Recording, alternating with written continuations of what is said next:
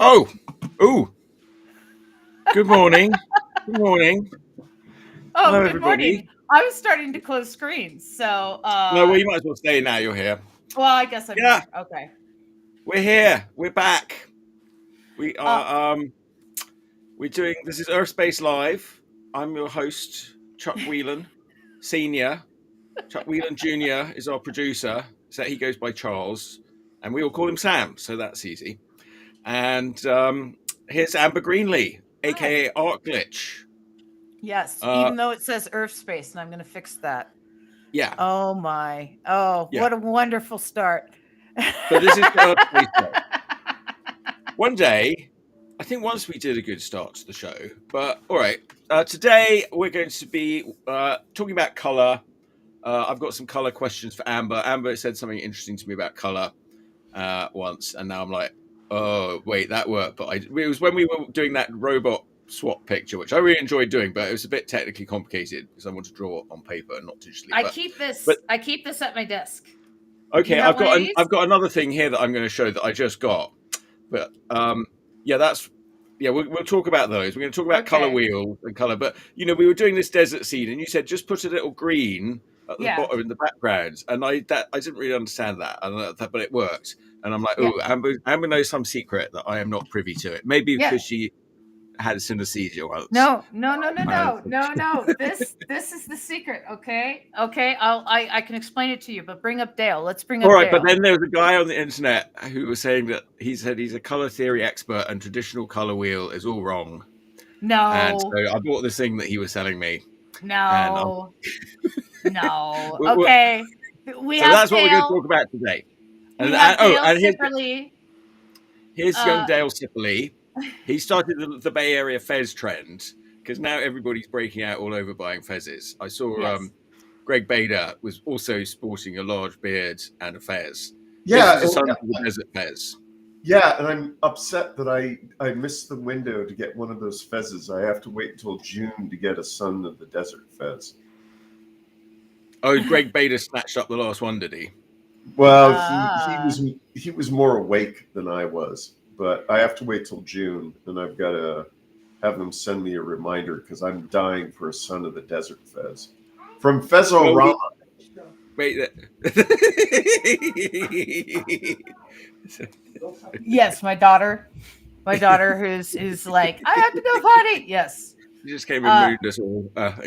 Yeah, well, hey, she hasn't had an accident in like a couple weeks, and she's been really Yay! good. And she hasn't had an accident at school at all. She's been going on the bus. Oh, well done.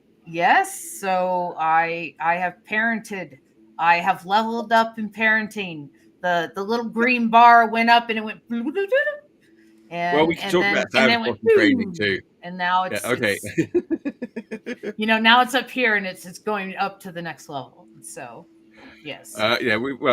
I'll save about. I'll wait till he goes off to college before I start telling you about his potty For training. those of you watching the show who are not artists, toilet training is extremely important for being an artist. Yes. Have to get there in the end. Yes. All right.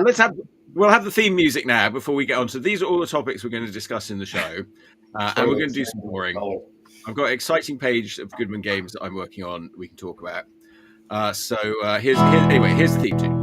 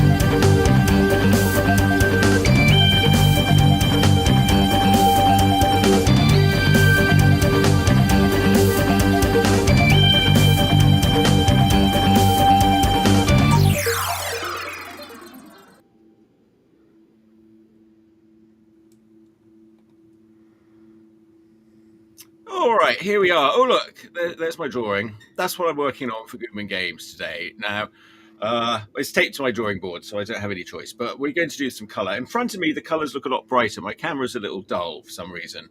But there it is. That's what I'm working on. It's going to be the cover of X Crawl Classics. Oh, here's Amber. Hello. Yeah, I'm gonna pop us in so we can talk about it. There and we then I'm gonna pop in my art because I'm gonna be drawing at the same time. So you wanted to talk color? Let's talk color. Yes. All right. So let me show you what I bought. Now, I saw you had like a, well, I don't know if that's a traditional color wheel or what, but Traditional color wheel. Traditional color wheel. There's this guy on the internet, and he said that that's all wrong. That was all dead. It all started going wrong. He had Anybody who's like, I know the secret, and everybody else is wrong when it comes to like something that's been built for like, I don't know, centuries of knowledge. Since the 60s, largely, he was complaining the current color wheel. But he said like earlier there was earlier ones. He's a color theory instructor. He keeps coming up on my Instagram feed, so they sort of suck when they're coming. But I've also read that color is highly subjective. Yeah. At one point, so it's one of those things that it's a bit of a sort of mystery. And honestly, I like colors, but look, so this thing, it's sort of, he says that it's really all about chroma. Chroma is the most important thing, and chroma is saturation. Chroma is part of color, and chroma is like when you're starting to talk about chroma, that's like advanced color theory, right? Like, but this stuff, like if you don't understand this stuff and you're trying to pick up that stuff, like it's like you got to understand this stuff first, okay? Like, I'm okay. Well, maybe we go back to basics in a minute. But like, anyway, you're trying to jump into the deep end, and you haven't even played in the kiddie pool yet. Well, I played in the kiddie pool. It's just that I found the kiddie pool a bit boring and confusing.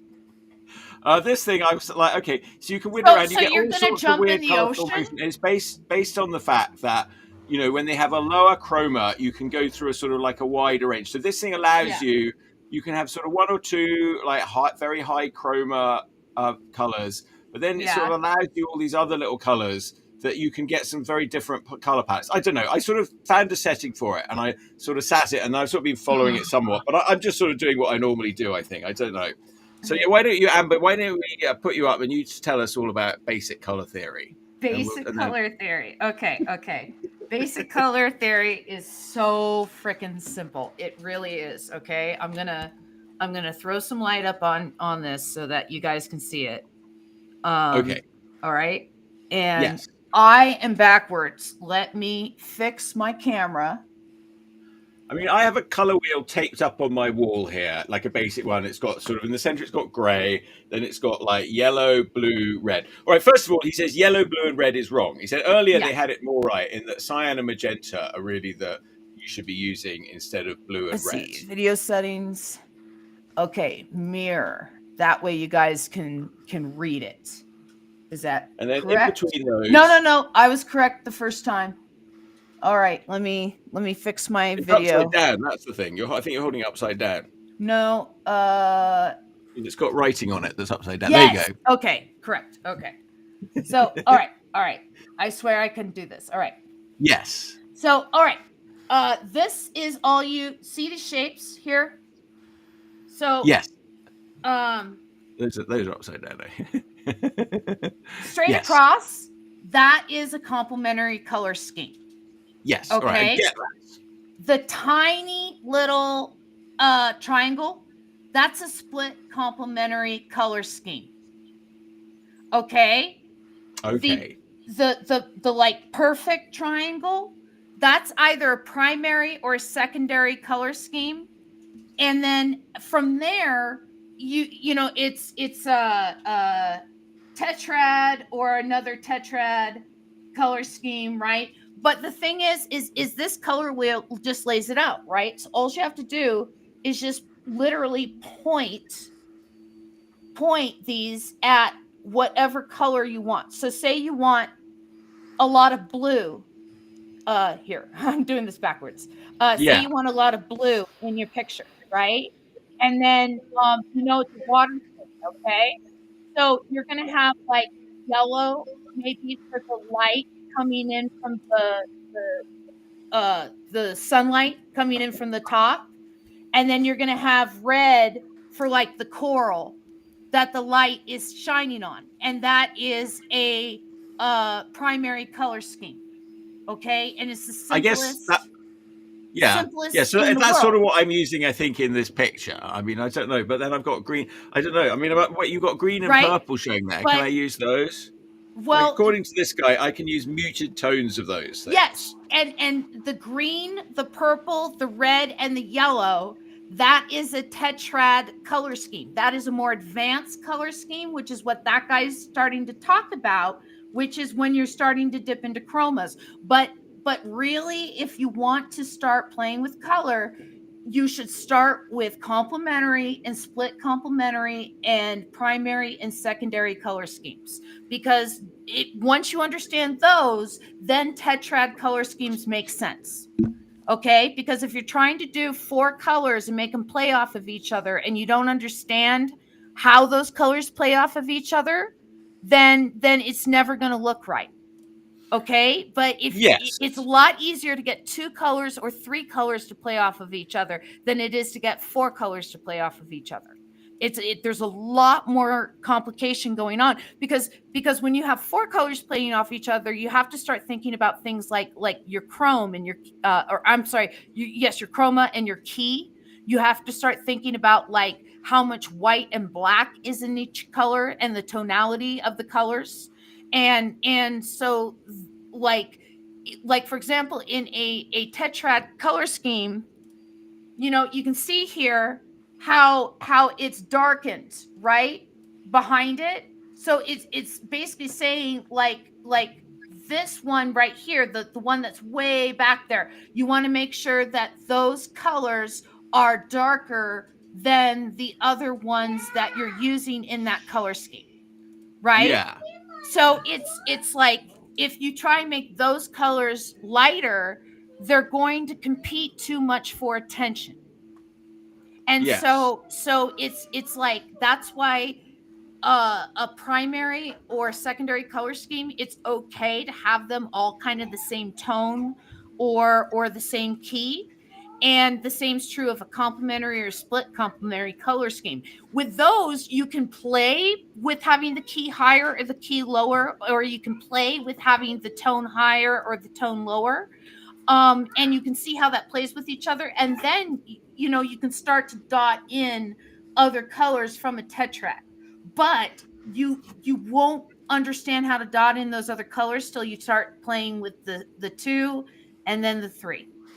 Well, yes, Right? that's what I didn't understand when I was painting that picture. Yeah. And you said I need to put a little bit of whatever it was, blue in the bottom, and Yeah, then or on the yellow at the green or bottom, and whatever that it made it was. more Yeah. green. And I was like, Yeah. oh, that works. Yeah. But I get it. Okay, I'm saying you mix the 2 complements, you end Yeah. up getting the sort of neutral color in the middle. Yeah. Yeah. And here's a funny thing about color, okay? Is if you're ever not sure what color you should put down, okay? Put down gray. Yes. Right? Yes, and grey works with everything. And then, okay, and also another thing recently is sort of saying that light, like in the highlight, there's sort of less color because the highlight color all moves towards the light color, which if we're outdoors, that's the color of the sun, Yeah. which is sort of slightly not quite pure white. I mean, The like yellowy reason white. But the reason why you put down gray is because gray takes on the properties of the complementary color of the surrounding color, right? So if you have a white fluffy cloud and you want to have some kind of complement or some kind of contrast to it in the sky against all that blue, you add gray and say there's a lot of like if it's a fall scene and there's a lot of like orange and red in the trees and the leaves of the foliage, if it's a landscape, right? The gray in that cloud is going to pick up the identity of all of that orange and that red, even though that color is not there, it's gray, right? Your brain is going to put that color there in that cloud, right? And it's going to make that cloud look like it's orange against that blue sky. It's so cool Right. how color works. May I discuss color a little? Yes, you Yeah. may, because I know you're a big fan of James Gurney's book, Color and Light. Am I completely wrong? Am I fucked up? Well, I'm screwed up in my color? No, Yeah. no. Everything that Amber said is true. It's just that I have a different viewpoint of this because I used to work for Flax and I sold paints. And I did take color class and I had to read Itten, and I had to learn the Munsell theory, and how I had to learn about CMYK, and I had to learn about Pantone. Mm-hmm. And what I can tell you is that color is an enormous scam. It's invented to make money. Actually, if you read well, Pantone is. If you read about the history of color, it's quite fascinating.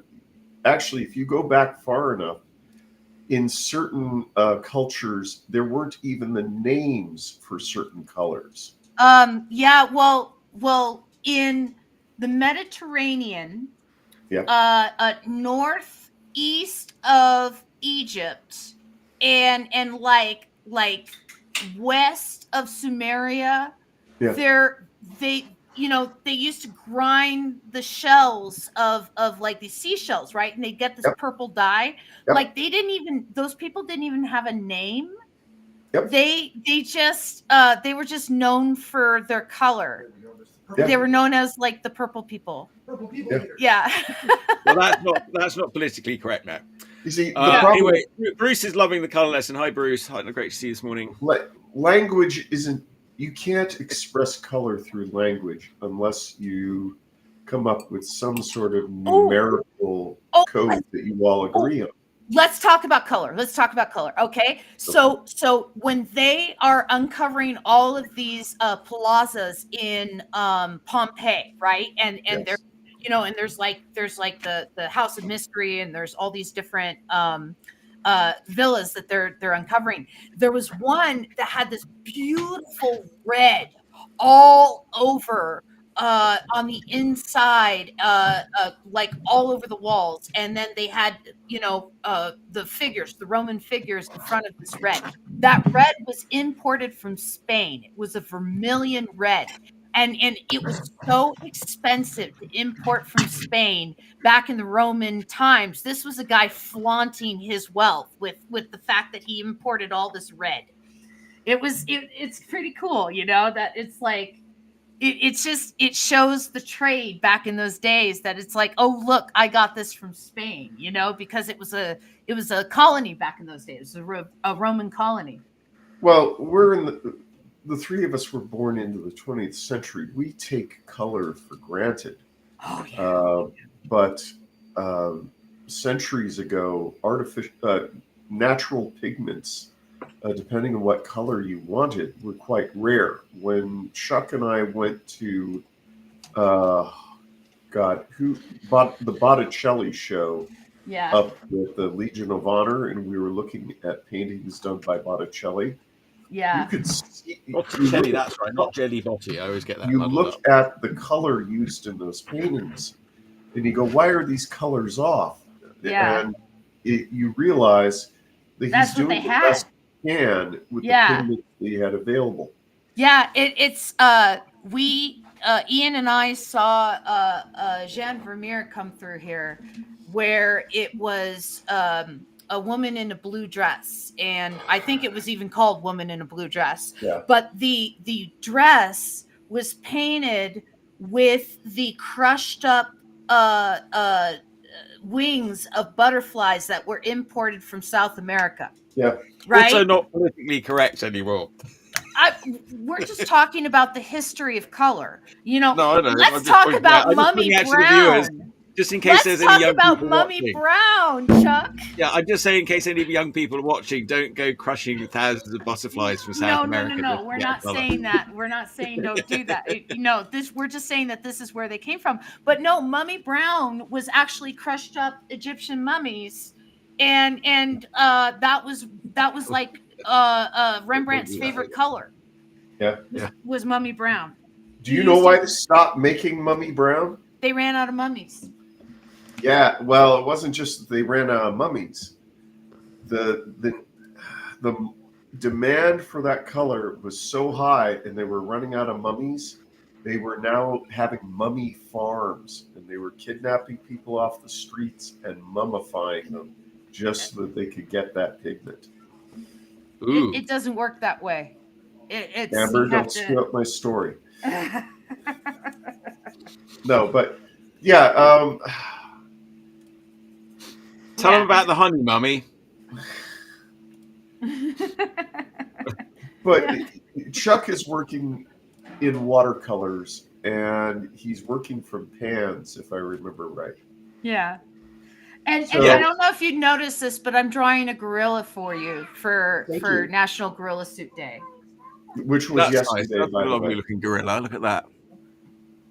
And She's getting quite good over there, isn't she? the These thing days. is, watercolors, you're building up color layer by layer, and you have to be careful not to pick up the previous layer.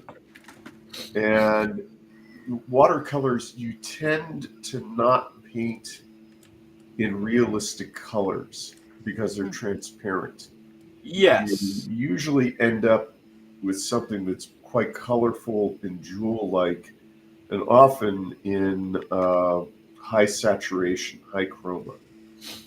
It's with opaque color. It's with opaque paints like acrylics and oils, and sometimes gouache that you're painting in the muddy colors. It's a really interesting exercise to take a photograph and then with a little piece of paper with a pinhole in it, just isolate a color and try to mix it. And I had to do that when I took airbrush class years ago from a realist painter. And you realize that most of these colors in the photograph are just grays. They're mud with a tint of color, or they're a tone of color. That's why there's an illustrator's website called Muddy Colors, because that's one of the fundamentals you learn as a painter when mixing colors, that most of them are mud. And, yes. And in the end, you mix them all together, you'll get mud. And watercolor. Yeah, I mean, I'll do the watercolor, and then I'll sort of build it up more with sort of more opaque with some acrylic or whatever, or gouache maybe. I mean, gouache is sort of still a little quite translucent generally, but they're less. But of course, all this is out the window when you start working digitally, because then you're working in. Are we working in RGB? Are we working in CMYK? Because the eventual end of this will be printed on a CMYK press. Yes. So, or when you originally started for an RGB like ending, and then they decide to print it, and you have to convert everything to CMYK and try and make it look the same. Yeah. Yes, and then having worked in print a lot, then grays are notoriously sort of difficult. Like gray even in the same print run, the gray's going to shift. Yeah. Usually, I mean, especially if it's a sort of kind of a neutral kind of low range gray, so low intensity gray. So I mean that like grays are super difficult, and and then like I don't know. I remember I was working for this one guy. He had a sort of small design firm, and the client came in, and the client was claiming about how the color didn't quite match something, and then he got up and he turned off the light in the room and says, "Well, if you turn off the light, it looks even darker." The client was really confused, like, "Why did you?" Because it was a windowless room as well, so we were completely in the dark. Yeah, I understand what he's talking about. Yeah, if you turn off the light, your colors all look a lot darker. Yeah, and that's one of the interesting things about going to a museum is if you've only looked at a painting in a history book, even if it's a great reproduction, it's still limited to CMYK.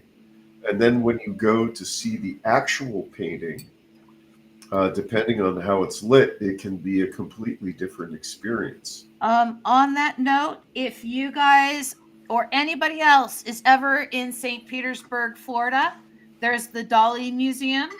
It has some of his masterpieces that are 25 feet tall, that, like, when they're printed in a book, it doesn't matter how big the book is, there are details in these paintings that could never be reproduced in a book.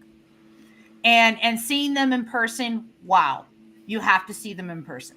Oh yeah, how big are his paintings? Well, some of them are like I've seen I've seen the melting clocks. That one is only about maybe 24 inches wide by maybe about 20 inches. It's really small.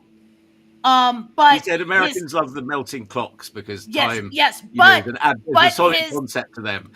Yes, but the his like Christopher Columbus coming to America, that's like 25 feet tall by like 12 feet wide. That's a huge painting. I've stood next to that painting. And like he has one of Abraham Lincoln when you stand way back, but when you walk up to it, it's Gala looking out a window. And there's there's others that he has that are like cherries in a desert, right? But when you stand back, it's like a dot portrait of some political figure in Spain, at the time. And just fantastic stuff. Just amazing stuff. I just love Dali. I really do. I mean, for crying out loud, look at my tattoos. Oh yeah. You have your giraffe. Dali, well, I suppose it's I don't know. my giraffe and my giraffes and my elephants. Yeah. Okay. Yes, and very good. Yes, Dali. Yes, I always liked Dali. Quite a good movie about Dali recently. I think there were a couple of them. I saw the one with Ben Kingsley, but then I think I saw there was about as old Dali. I want to go to the amusement park. The Dali amusement park? Yeah, Dollywood. Dollywood, yeah. Oh, yeah. Or Hello Dali World. Hello Dali Museum. That's the musical version. Somebody should do that. A musical version of the life of Dali called Hello Dali. No, I think a musical of Dali's life should just be called Eggs. And I think he would appreciate that. Yes, all right, a sort of surrealist title. Yes. I liked his lobster phone that I saw in the Tate Modern. That was good. I've seen his lobster phone. His I've seen his Venus de Milo with drawers, where she has all the drawers with like the little pom poms on the front and stuff. And I've seen many of his pieces in person, because that museum also has a partnership with the Dali Museum in Spain to exchange pieces back and forth to allow for viewership across the pond, because many of his surrealist pieces he made in America, but many of his he said he said the Americans really like the melty clocks, and so I think he went a bit, he was quite good. He sort of painted what the people wanted, I think, quite a bit. Yeah.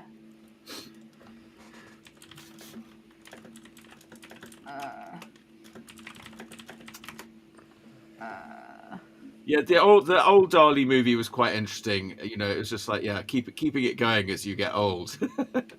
He still he had to make some money. Yeah. Well, he was interesting. Like to give you an idea of how broad a range of his collaboration, he collaborated with Alice Cooper. In there's a piece in the Dali Museum in Spain of a hologram of Alice Cooper singing into a Venus de Milo microphone. And you can walk around it and you can see the, Alice Cooper from multiple angles, and it's a rainbowed hologram.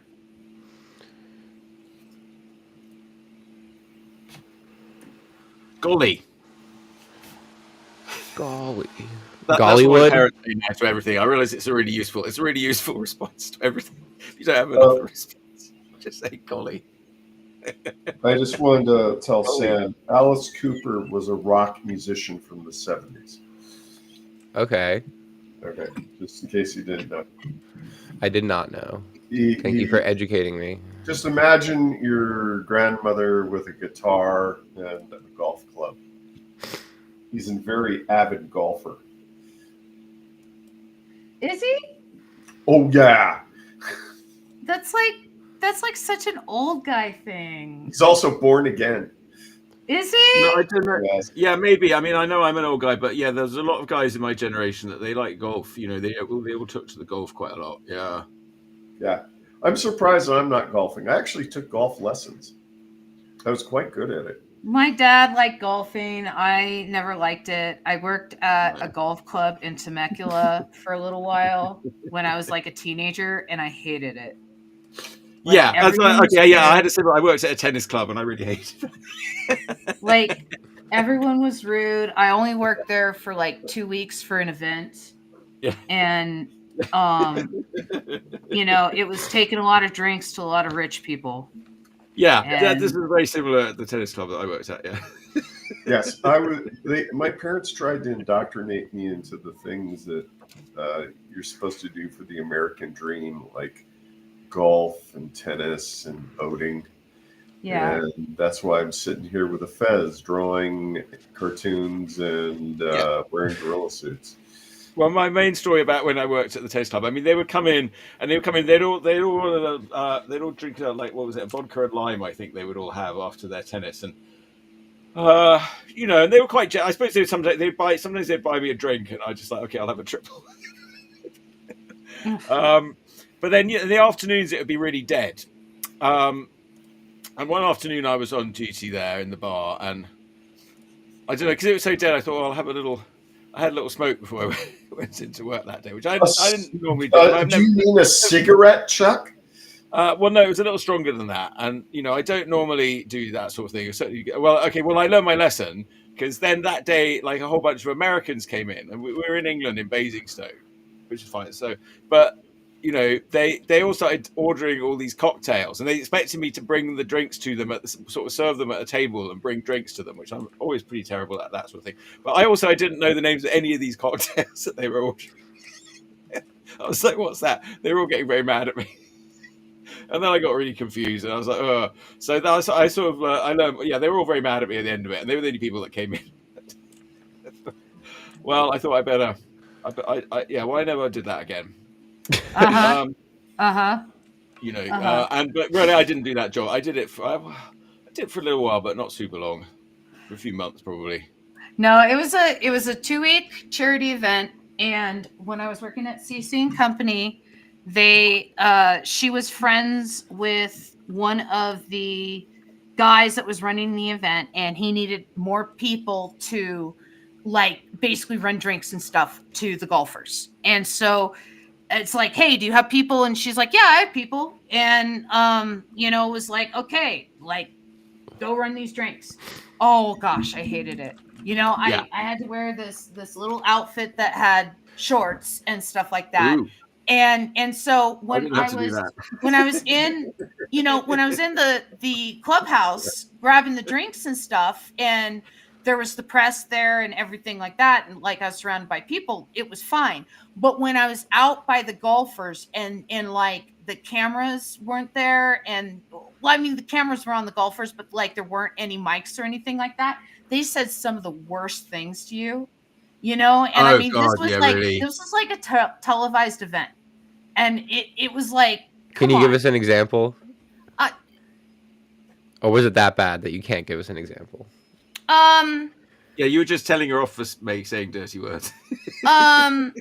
Sexually explicit things No. that I don't want to repeat. You know, Oh like, gosh. you know, I like, you know, I'd like to ram you hard against the front of this golf cart here, but oh gosh, the cameras are on. You know, then it'd be an X-rated movie. That's You know, why shit like whenever that. you drive by a golf the course, delicate art of conversation, chatting a girl up. Yeah. Yeah. this is And why these whenever, are PGA golfers. You know, Oh, they these are were like pro golfers. these are pro golfers saying this stuff. When was this? I'm not super surprised. This was Pro golfers don't have a great 2003. reputation. Yeah. Yeah. This is Well, why I whenever, had a friend who Let went- me he let me was put it this way. Let me put it this way. When the shit came out about Tiger Woods, I wasn't Yeah. surprised. Yeah. Yeah, you were like, I knew it. Yeah. Womanizers. Yeah. And so it's like, yeah. Now, if you, on the other hand, if you'd been a gold digger, you'd have been quids in. But I'm not. I have something called integrity.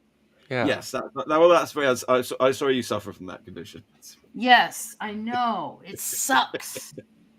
You know, yeah. I've been put in many position where I could have lost my integrity, but You unfortunately, say, yeah, I'll let you ram me against the cart, but first you have to give me like a Rolex, and then they give you a Rolex, and then you disappear.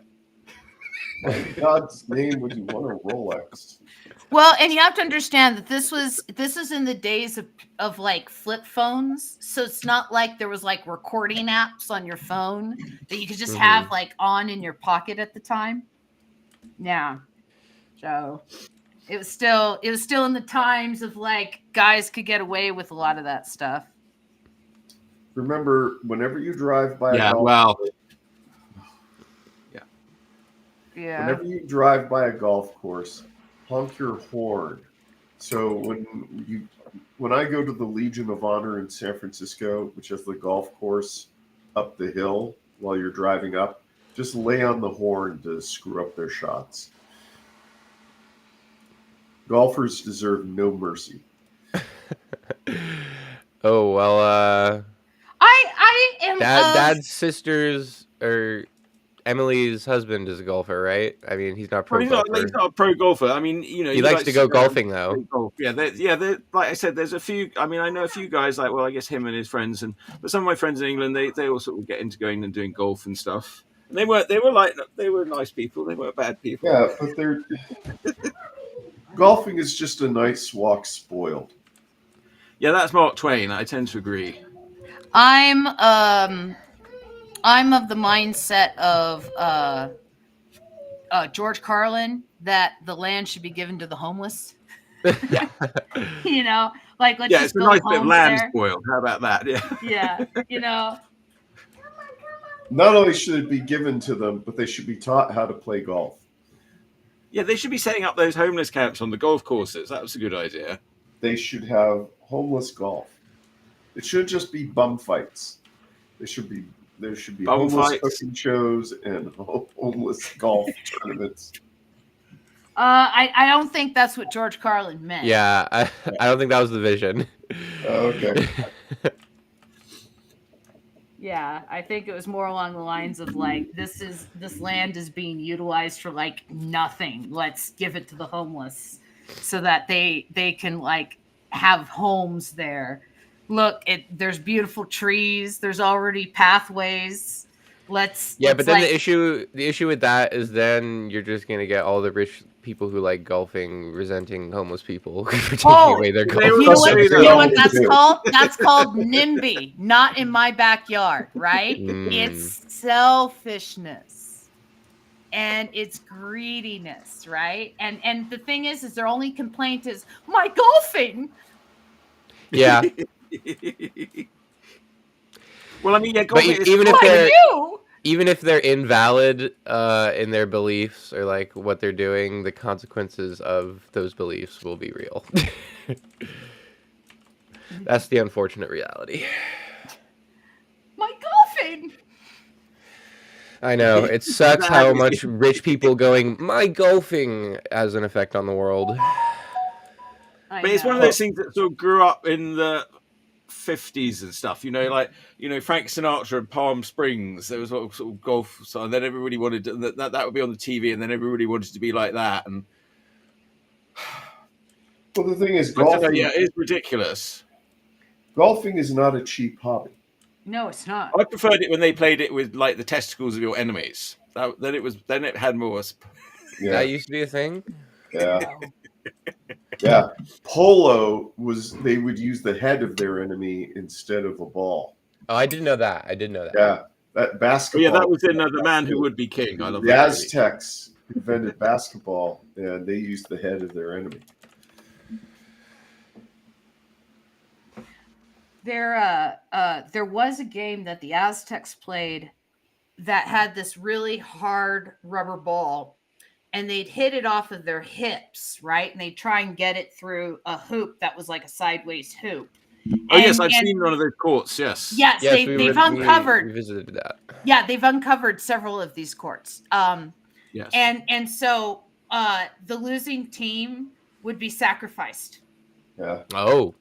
Yes, a tradition that we should have today in professional sports. Oh, yeah, that would get more people at Art Battle. No more trading them to different teams. The losing artist is executed. People would love that. Just take Including the other artists would be like, less competition. Take the losing team into the commissary and grind them up for next game's hot dogs. See, you say you don't promote cannibalism, and then there's statements like that. Yeah, exactly. I don't eat hot dogs.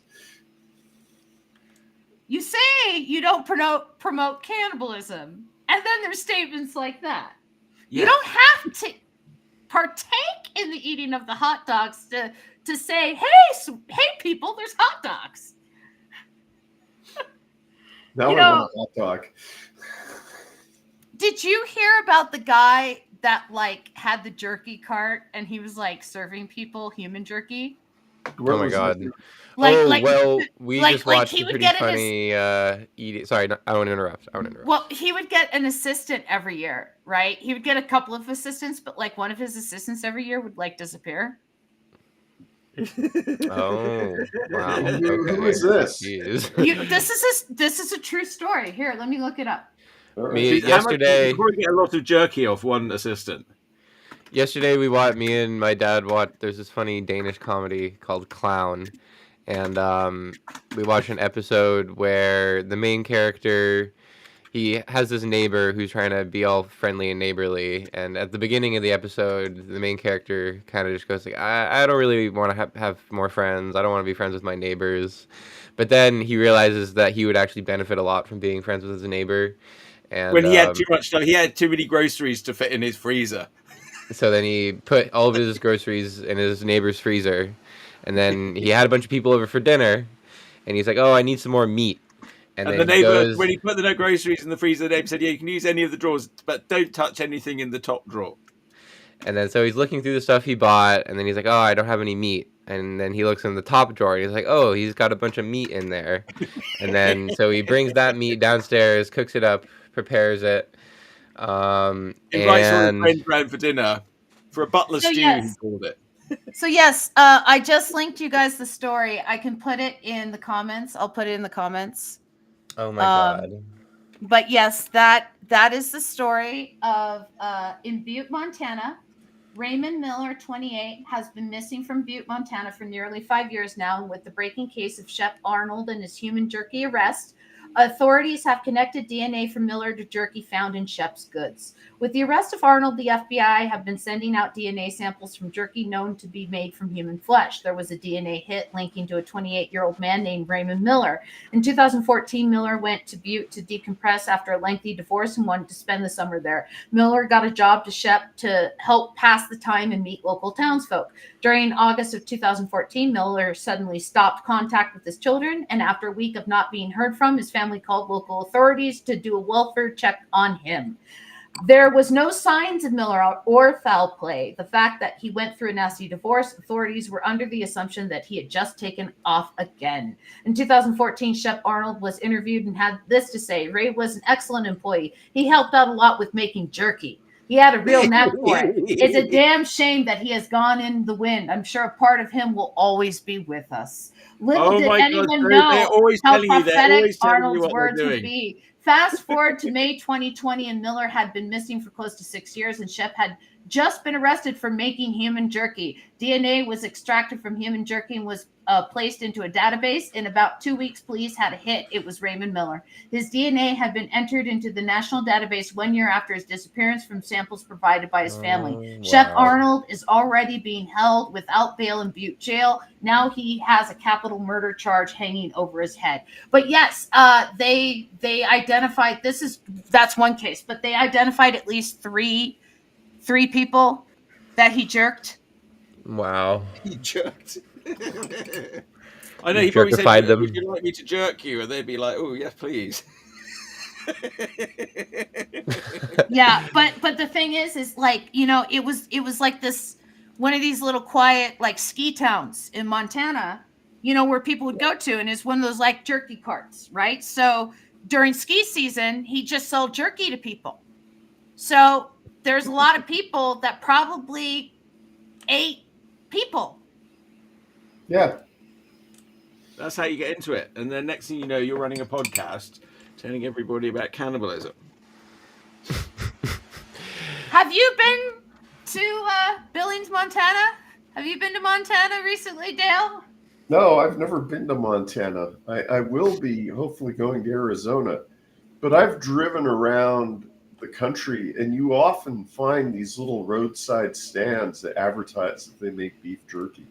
Yeah. Never ever go to one of them. Now. And then you see, like Charles, when you were a kid, did you see the movie Motel Hell? Sounds familiar. I don't think so, though. Okay. No, All the kids who are watching today, that's a must-watch. It's a must-watch. Yeah, you never want to stop at any of these places that are like selling homemade sausage or homemade jerky. Yeah. Yeah. My advice is limit your tourism stops when you're driving through states to gun shops and porno stores.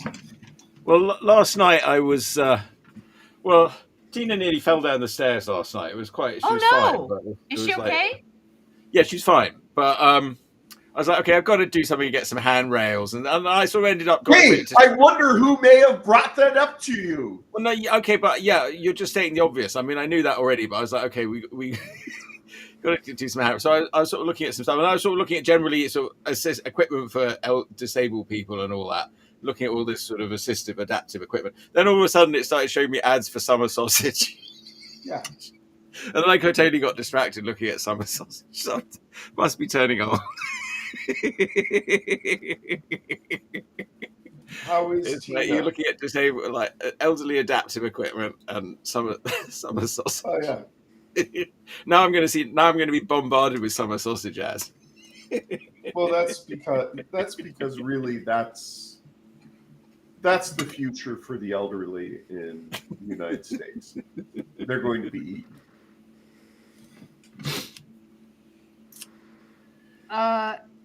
Yeah, you're pretty certain about the cannibalism thing. Yeah. Well, Dale's right. I mean, the whole society is going to collapse. The more complex the system is, the quicker it collapses. So, yeah, we are all going to be, it is going to be. I mean, that's why they showed us all those videos when we were young about, like, you know, oh, there's going to be an apocalypse and you're all going to be eating each other. You know, it's just so that we just be completely used to the idea when it happens. Ooh, that's smart. Those were zombie movies. Yes. And Nazi movies. Exactly. Why All they those got Nazi their movies. funding. Now we've got Nazis. Those were The zombie reason movies. they got their funding Okay, they're is they fiction. want to acclimate us to the idea. Zombie movies are fiction. No, well, yeah, but they're propaganda. Oh, I watched some of those. I got really annoyed. I watched all of Walking Dead, and I thought it was going to end, and then I got really annoyed when it didn't end. They said, "Oh no, we're going to give you sort of 6 other series that you have to watch," Yeah. and I was sort of refusing to watch it. But then I saw that they had the one, Those Who Live, with the main, the guy who was in Walking Dead, who he came. I mean, not the he was in Love Actually, the main guy who disappeared. So I thought I'll watch that one, and actually, okay, I thought that was quite good, and they sort of wrapped it up, and like the end, they put a little bit on it. Oh, that's good. So I thought, okay, I'll watch the Daryl Dixon one. See how that goes. I have to admit, I quite enjoyed it because he's so nutty, Norman Reedus. But it didn't end very neatly at all, so I got a bit annoyed again. I thought we were going to end it, but no, they're going to keep that one going. But he was over in France, so it was a good mix of sort of medieval. They sort of mixed medieval with like Nazis and going over and being in the war and being in World War II, fighting in the resistance and zombies and Nazis, and Daryl Dixon being like, oh, what. There's a bit where he's watching Mork and Mindy with the kids. I don't know. He makes me laugh. He's quite funny. So I had more mixed feelings about that one. I don't know if I'm going to watch any of the others. But all right, if you have been watching all the Walking Dead, you can watch that Those Who Live, and it will give you an end. So that's quite nice. I don't know. Rick's like the worst character, though. He makes the worst decisions. Yeah. The worst decisions. He makes terrible decisions. He's not a good decider. He's not super bright. I mean, he was just a regular cop, right? So he's obviously not that bright. and I realized like in the comics, the character of Rick realizes that like the order of the old world does not matter in the new world, right? And he takes a step back from trying to be the decider, right? But that never happens in the series, right? He never takes that step back, and it's so it's just annoying. It's just annoying. So you like the comics better? How much of the comics did you read? I've read about 4 of the thick volumes of the comics. There's about 6 of them total. And so I read a good chunk of it. I prefer out of Kirkman's writing Invincible because it has hope. Well, I was like, so I heard him being interviewed on Fresh Air or something or some other show, and he was sort of saying he'd been doing a comic about a sort of psycho killer clown. Yeah. Which he was about, I don't know, he did a bunch of issues. I mean, maybe it was as many as 17 issues or something, or 7 or 17, I can't remember. He'd done quite a few issues of this thing. And it wasn't really selling very well. And he said he was sort of laying on the floor of his apartment in the living room with his wife and baby next door.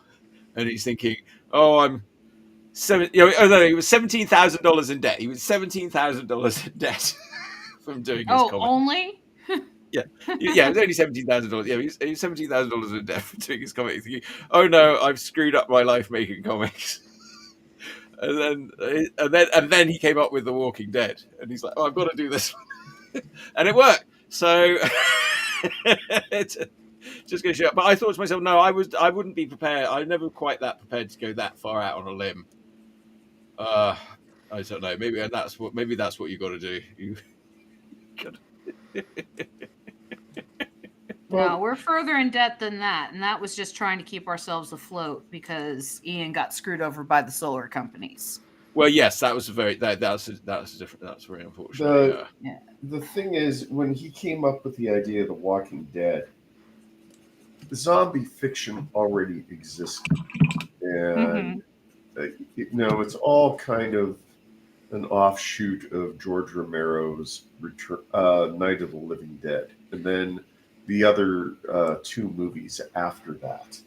Sure. I love those. Yeah, I was always a big fan of those. Dawn of the Dead and Day of the Dead. Right. Yes.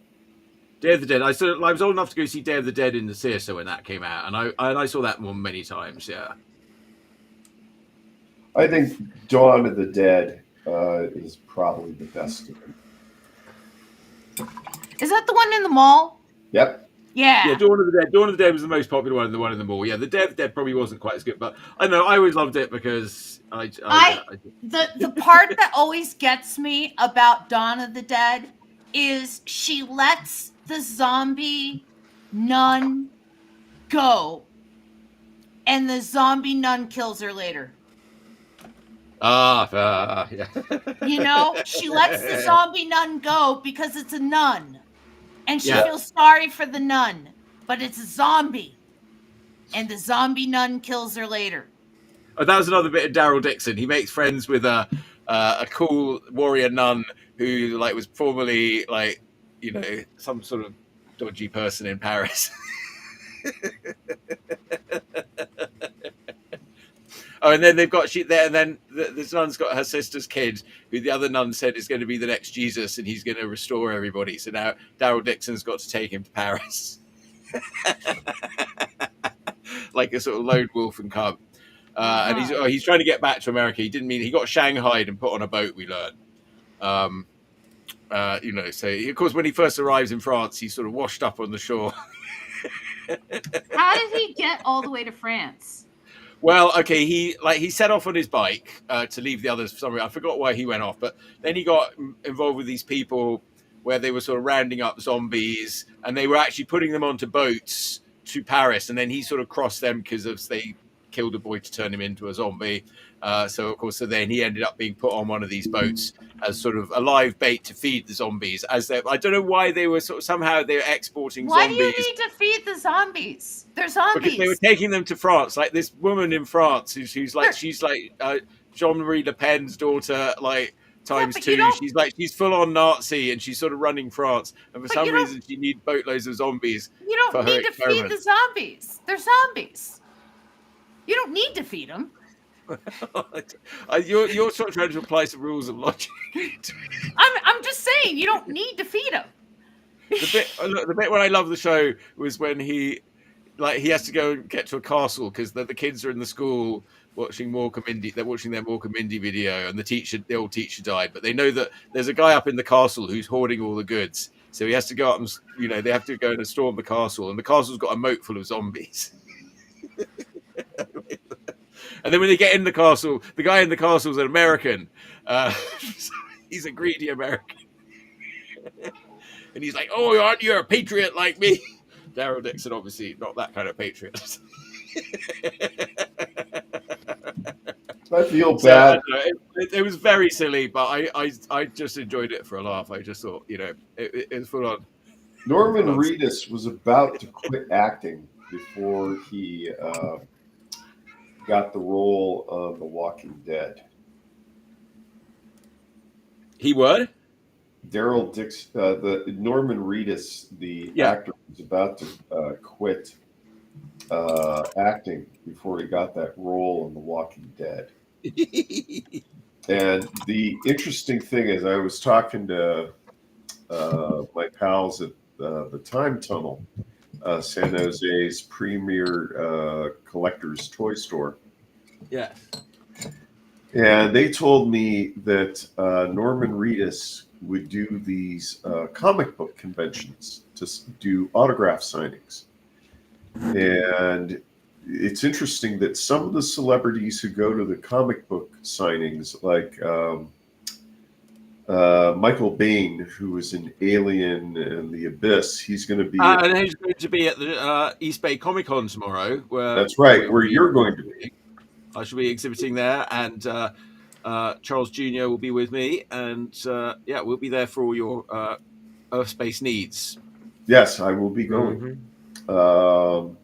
But Norman, some of these actors, they get paid the money directly. And some of them, they actually get paid up front, and the convention gets whatever money the autographs generate. And I guess the story goes is that Norman Reedus, during The Walking Dead, for some of these conventions, I think he was promised $250,000, $500,000 to attend and sign autographs because he was such a big name. Yeah. But he could do $1 million in a month.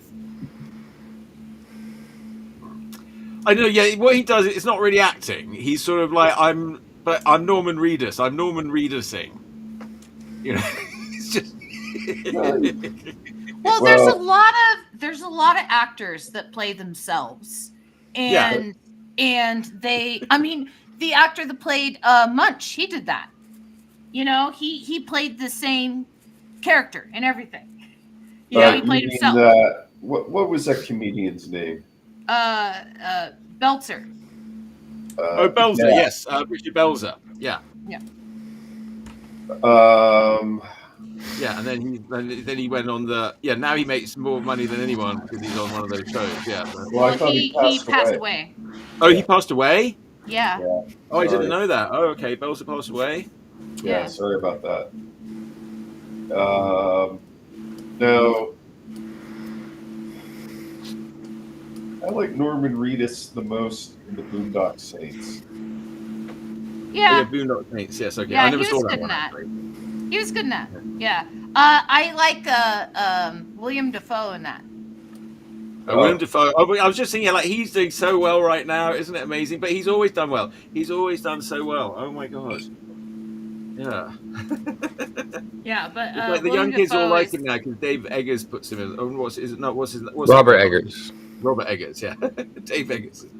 Dave's. I don't know. Dave Eggers is coming the guy from. that does. He used to do Smart Fella comic, and then he was involved in that pirate shop thing that you have in San Francisco.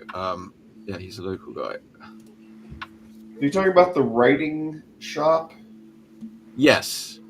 Yeah, I've passed by that. That's on Valencia. It's always been closed. Yes. I'm gonna go in there and check it out.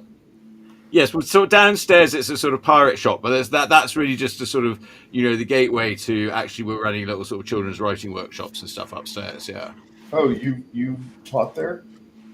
No, but I've been there. We're talking about little writing workshops and stuff. Next month, I'm teaching Disney style cartooning in Parker Arts at their little schoolhouse in Parker, Colorado, for the month of February.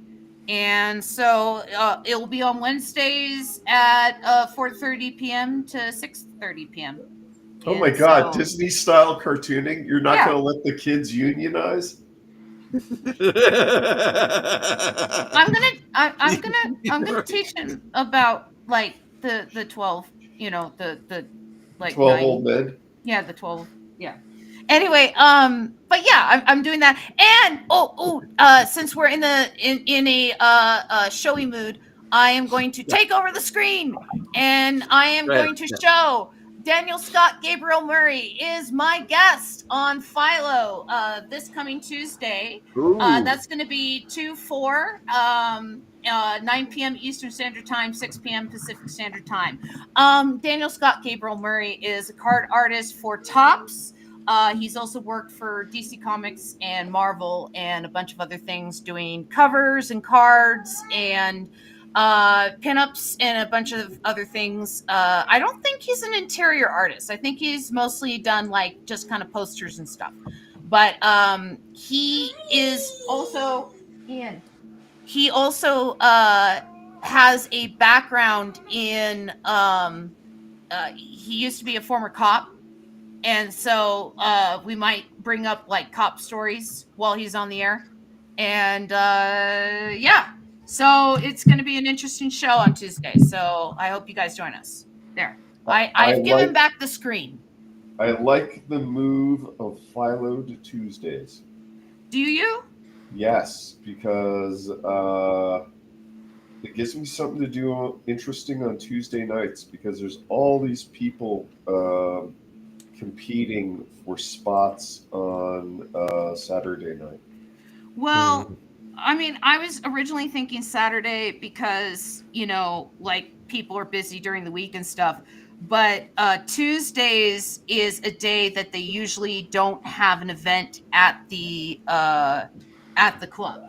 And so that way I can, I can like do Tuesdays without losing money in my pocket. No, so I just have to remember that it's on. Because, well, to be fair, I didn't send out any reminders last time like I usually do. And so I might draw another. Yes, well done. Hey, do you know if Joe Sick is going to be at the East Bay Comic Con tomorrow? Oh, I don't know, but I hope so. I love Joe Sick. He's great. Yeah, I got to pick up another bunch of his When We Were Trekkies for a friend of mine. Well, I saw him at the Fan Expo. I was sort of wandering around, and I'd sort of been all in the Star Wars area. And then there was the Star Trek area, and there he was, and he was all dressed up in his captain's uniform. And then we were walking along together, and then some other guys started saluting him, and he didn't salute back. And he goes, "Oh no, you don't salute back to the." Now, if you salute in Starfleet, it identifies you as an officer to Klingon snipers. But it made me laugh because I thought the guy saluting him is probably like a billionaire tech CEO. And the weekend he goes, he dresses up as a red shirt. I don't know. I do like all that Star Trek stuff. I don't know. Yeah, Star Wars sucks. I don't know. I think that there's something to be said about both. Star Wars will never catch on. Well, I quite like that Skeleton Crew show that they're doing. It was like Star Wars, but it's for kids. Oh, you but mean it was quite good. in space? It had stop motion animation in it, which was great. And it had good puppets. Actually, I really thought Star Wars Skeleton Crew seemed like quite a good direction for them. Maybe a bit less kids next time, but all right, okay. That actually wasn't too bad with the kids. Well, it was Goonies in space. It was Goonies in space, yes. All right, but I liked it better than Goonies. I mean, honestly, I was a bit old for Goonies when it came out, and I never thought that much of Goonies.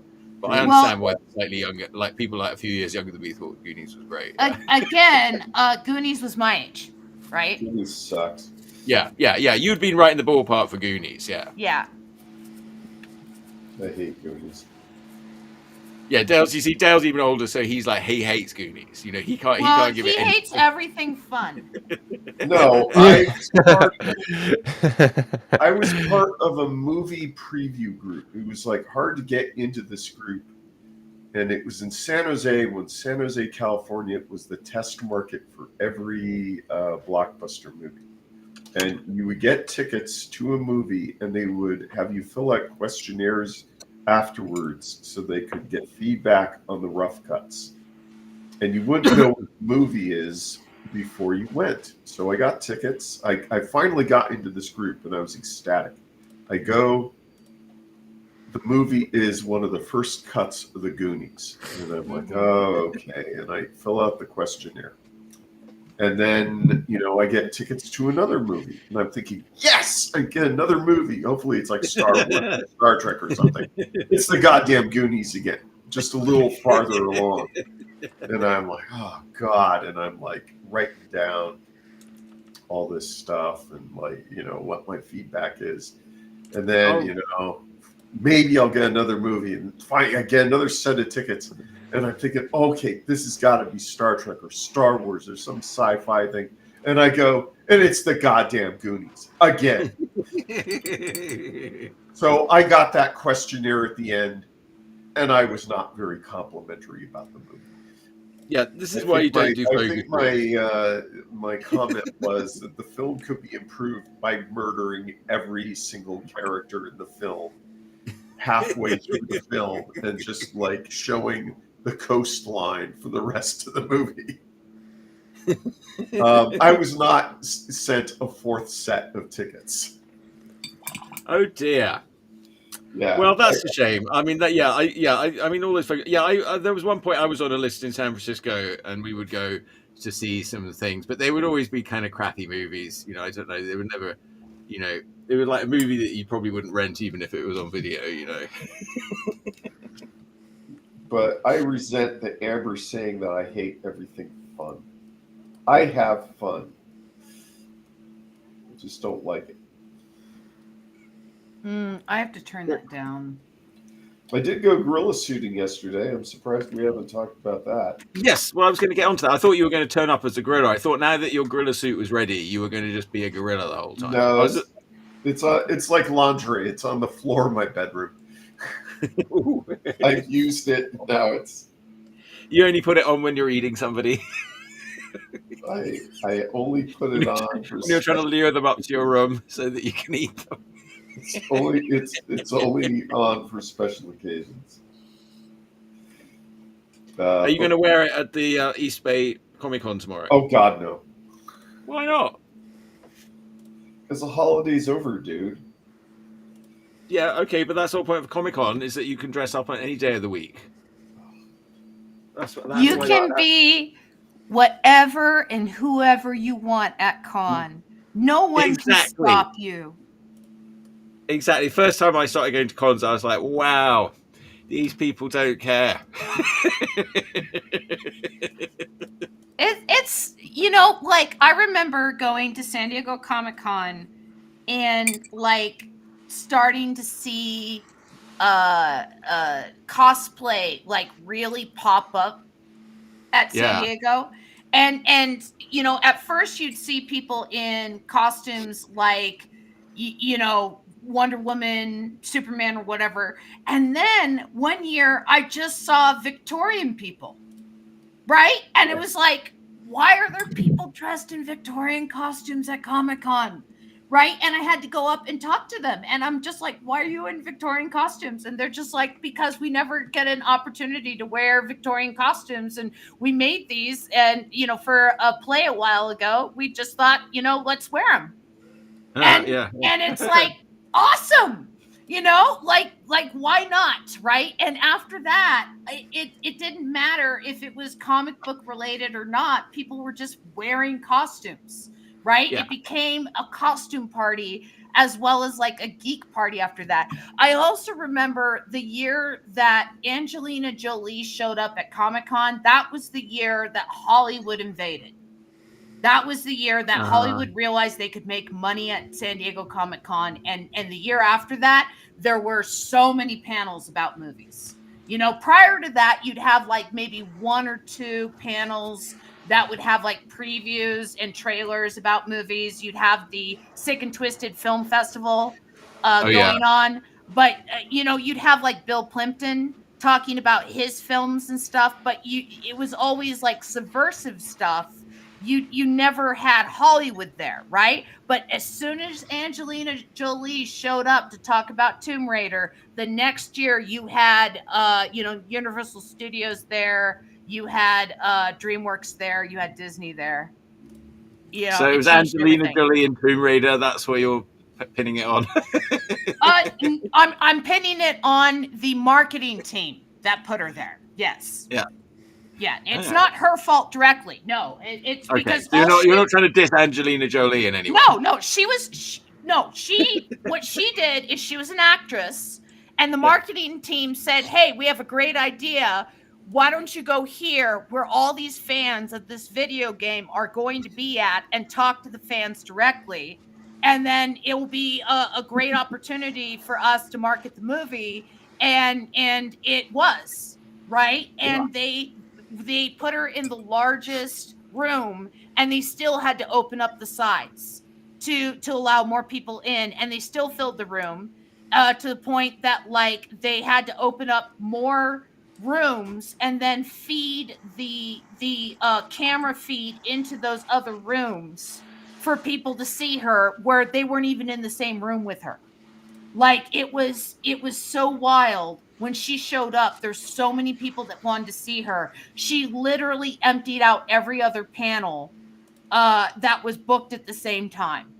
And so at that time, like no other panel, like you might have one or two other people during that panel. Like it was astounding when she showed up. Like the floor was dead because everybody was at her panel. And again, that's not her fault. That's the marketing people. The marketing people realized this, and then they made and it made such an impact that again, probably the same marketing team did everything for all their geek movies the next year and their geek shows and stuff. Like they even had a panel the next year for Buffy the Vampire Slayer and stuff like that with all the actors there. And they had never shown up at con. Back then. I'm sorry, what? Everybody loved Buffy the Vampire Slayer back then. I didn't really watch it at that time, but I know that everybody really liked that show. Yeah. I've never watched it. I saw the movie. It had a lot of reach outside of just geeks. I mean, that's the thing people like. So it was a sort of crossover show. I mean, it's a show that made Joss Whedon, but now he's out right. Well, I forgot he was. He got cancelled, right? I can't remember what he did. Yeah, a lot of stuff came out about his treatment of women throughout his career and how like he was not always the best and stuff, and things that he said to like Gal Gadot when he was working on the on the Justice League movie, and just shit like that. And and so Gal Gadot is she's pretty to look at. She's one of the most beautiful women in the world, and she is well, she's literally Wonder Woman, so treat her with a bit of respect, please. Well, her acting range, in my opinion, she is a very stately person, but she's limited in her acting range, and Linda Carter. She's stately. She's stately when she stands there.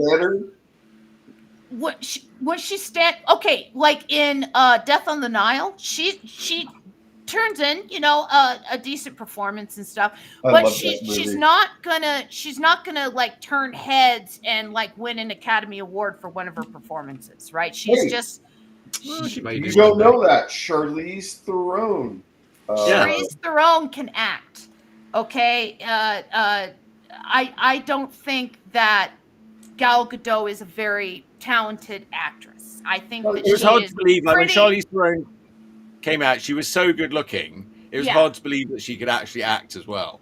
But Gal Gadot, if you've seen Gal Gadot in movies, she delivers a competent performance, but it's not moving, right? Anyway, so she was doing something, and her accent, her Israeli accent, is very thick.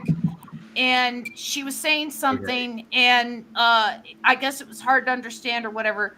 Joss Whedon said something akin to the fact that she should shut the F up, that no one could understand what she was saying, that she was just supposed to be there, look pretty, and be a statue. That's what Wonder Woman is for. Oh, damn. And so like, I'm sorry, but that's not what Wonder Woman is for. Wonder Woman is Wonder Woman, right? She's supposed to be a hero. Woman was so that guy could get off with two women at once, right? Well, Professor Marsden and the women. I quite enjoyed that movie. But he did. I'm confused. Wonder Woman is for someone to get with two women at once. So what does that mean? Marston, the guy who created Wonder Woman, your dad, not mine. Okay, Wonder Woman was created by a gentleman who had a polyamorous relationship with his two wives, and Wonder Woman's lasso of truth was part of their sex play. And so they would wrap each other up and, you have to tell me the truth. And so they kind of pulled one over on people by including their Didn't he invent the polygraph?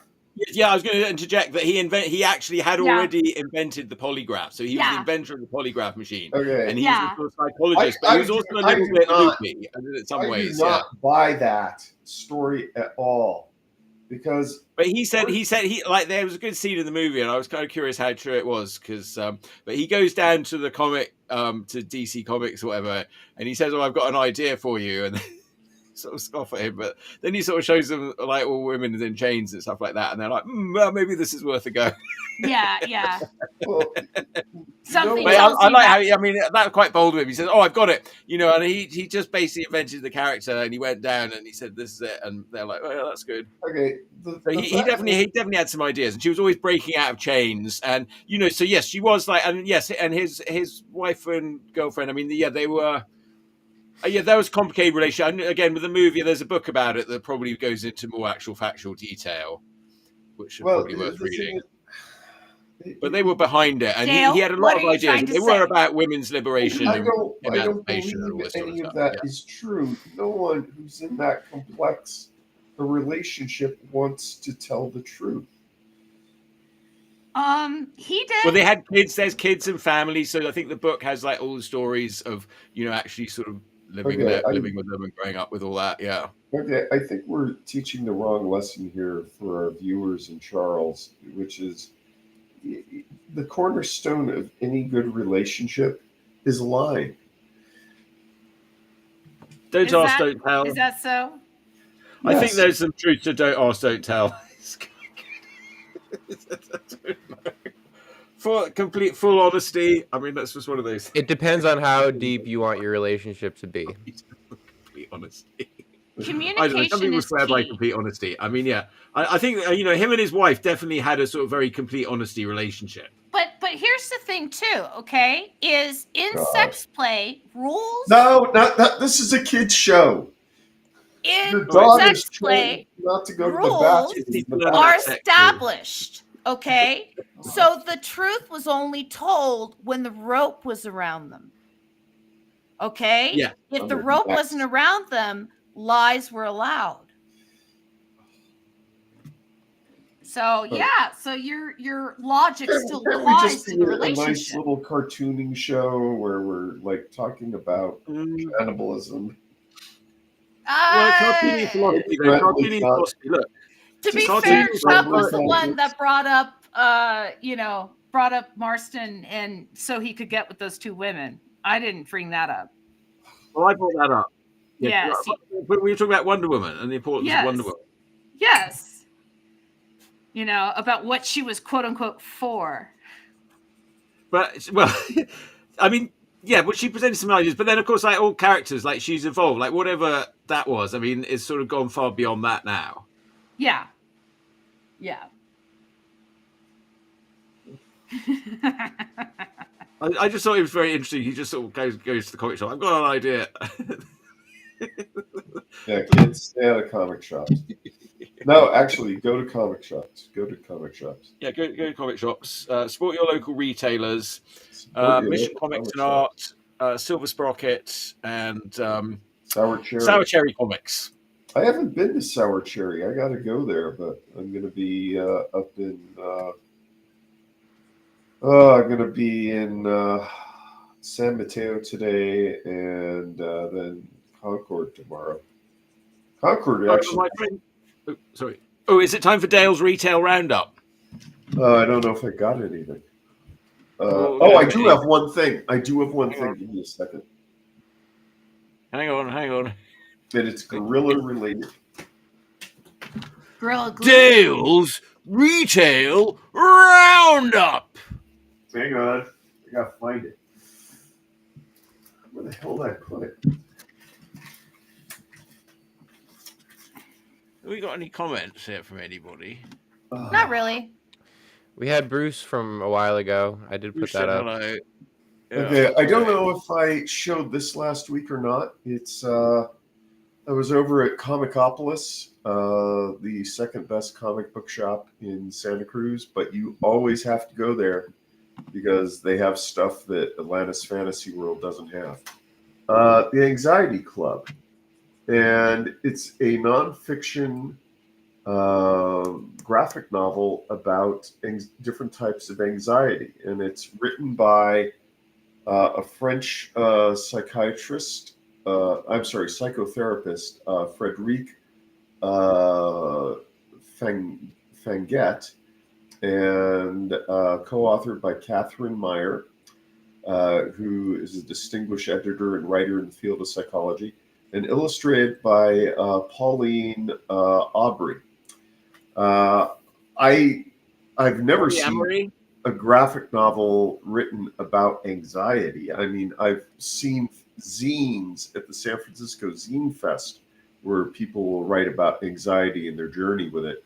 But I picked it up because I liked that it was a graphic novel, but it wasn't the traditional comic book format. There's no or few panel borders. It's almost like it's somebody's sketchbook. But I recommend flipping through the Anxiety Club, especially if you suffer from anxiety like I do, like we all do now. Everybody have anxiety. And I take medication for it. Medication, all right. the other thing I got, I dealt with a lot of anxiety with my disability. I don't know, but at some point, you do sort of learn to cope with it, and then you can it goes away. But yeah, the other thing I got was I ordered through Amazon upon the suggestion of my good friends at Ape Suit Cinema, the Facebook group for all your gorilla suiting needs. I got a hold of this issue of Cinefex, number 16. Those of you who grew up in the 80s know this magazine on movies and TV special effects. Sadly, it ended during the pandemic. But this is Cinefex 16, which sold for $4.47 in 1984. And this now you paid $4,047. This issue is quite interesting in that it's a combination of, this is the beginning of the magazine. It's cheap paper, cheap color, but it's all on the legendary Rick Baker.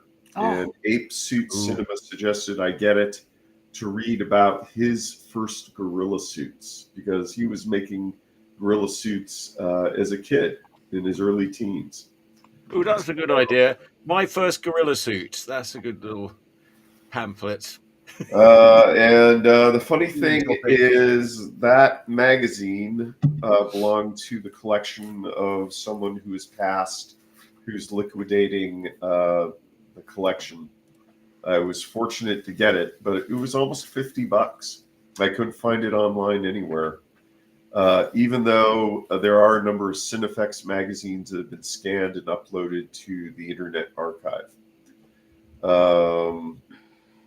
Would I recommend it for an aspiring gorilla suit builder? Not as much as I would recommend getting classes from Stan Winston online school.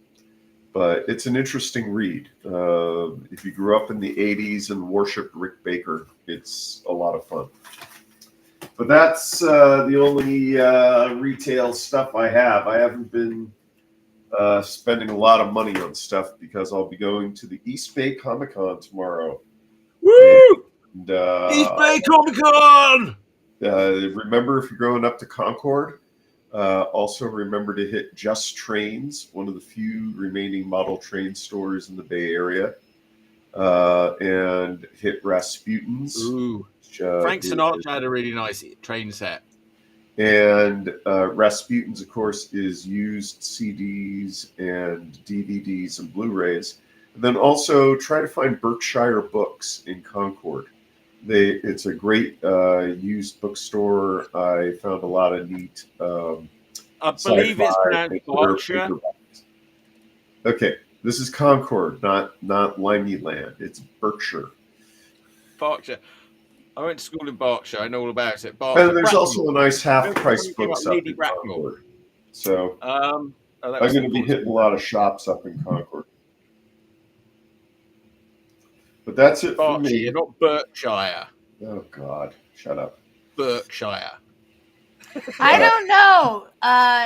British English has the pronunciation of aluminum and military down. So, like, I can't say it. Aluminium. Yes, that's how you say it. Yes, aluminium, and then military. Lieutenant, or what do we say, lieutenant? Yeah, not lieutenant. And then military instead of military. Yeah. Military. I'm so confused now because I lived here longer now, so I'm a bit confused about all that stuff. But yes. I don't know. Although I heard a good argument that actually in America that pronunciations change less and they change more in England because they had the French Huguenots came in and put U's in all the words and all this. And yeah. I don't know. And then I heard these people that they live out in the sort of wetlands on the East Coast, some sort of fairly remote area, and they had this really weird accent. I was like, oh, that is somewhere right in the middle between the English and American. Yeah, so it's quite odd. Yeah. There's a Shakespearean Society that's actually like studied how Shakespeare has been pronounced throughout the like ages, and according to them, the American accent is the closest to how Shakespeare was pronouncing English versus like the modern British accent. Yeah. And so that's what I'm talking about. Yeah. And so according to them, modern Shakespeare, like when you're performing Shakespeare, sounds better in an American accent than it does in a British accent. It flows better off the tongue. Yeah, so, I would like so to say that to all Americans doing Shakespeare, you don't need to do some stupid English accent. Just say the words. And so the like this is like a British Shakespeare like preservation society, right? But one of the things that they do is they come in and like teach pronunciation to like stage actors on the London stage and stuff when they're doing a performance of Shakespeare. And so like they're teaching them American pronunciation, and these actors are like, why are you teaching me how to say it this way instead of this way? And it's like, because that was how they actually said it back then. And when you say it very quickly, it's gonna flow better than if you're trying to say it this way. It's gonna stop you, and trust us on this.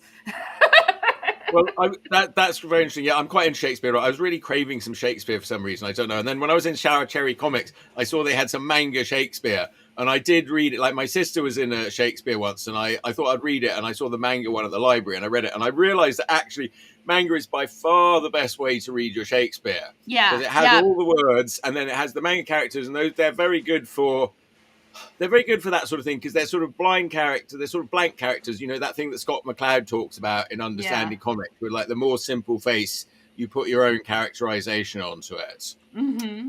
And so it really just like helps you focus on the words, and they can be quite dramatic, and they can sort of illustrate some of the concepts in a way that's like would be very difficult to do on stage. And so, you know, but the words are the words. And so I didn't know. I had a tough choice picking, but I thought I went for Midsummer Night's Dreams. They had three. They had Midsummer Night's Dream, Hamlet, and I can't remember what the other one was. But I was like, oh, well, I do like Midsummer Night's Dream, so I thought I went for that one. I already have been really enjoying it. I mean, I'm just reading a little bit at the time. But, my friend Kane Lynch, one of the first projects they ever did was take Romeo and Juliet and translate it into a graphic novel when they were in middle school.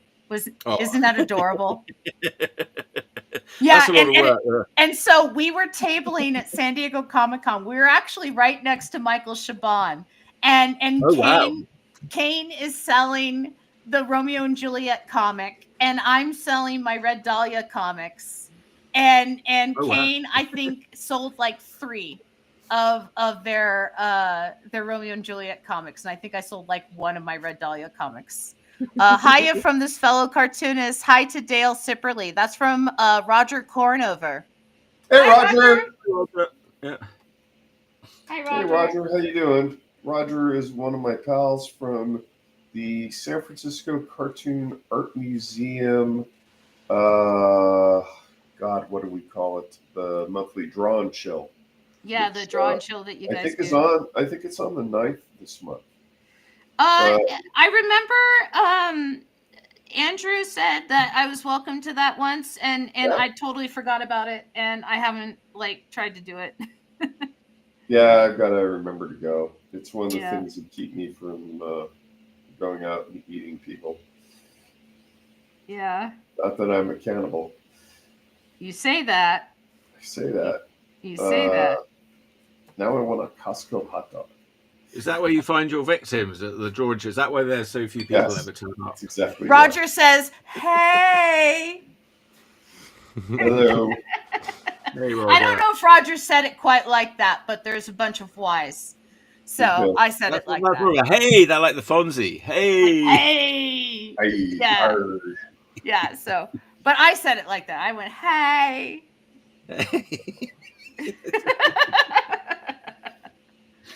I'm gonna put my gorilla in the main window real quick. And go ahead. Yeah. Oh, what a lovely gorilla! That looks so cool. Oh my goodness, we have less than a half hour to finish. I gotta hurry up. Yeah. Time flies And- when you're having fun. And let's Yeah, check all around in the place. on Dale's drawing, because we haven't checked in on Dale's drawing at all. You know. Yeah, you can back up a little bit, Dale. You've so we can see what got a you're doing. gorilla grinding the organ and a little naked man Wearing a dancing. fez. He's holding the cup for the coins that people might throw their way. Yeah. But shouldn't the man be dancing about? No, I think he's just angry. If you've actually been to a place that has a real organ grinder, the monkeys don't dance about. They're just angry. They're just waiting for the overthrow of man. That's because apes together strong. Yeah. You know, I've seen the movie. I know what's going on. I didn't think much of the latest one though. You know, actually, I have to be honest. I haven't seen any of the remakes of the Planet of the Apes, but oh, they're amazing. They're amazing. The first three are really awful, good. Yeah, except for definitely. the The newer makeup. one, I don't know. That was a bit of a filler to me. It was all right. I don't know. It was a bit too much CGI. I don't know. They were all quite. I don't know why. I don't know. I don't know what was missing with it. I really wanted to like it.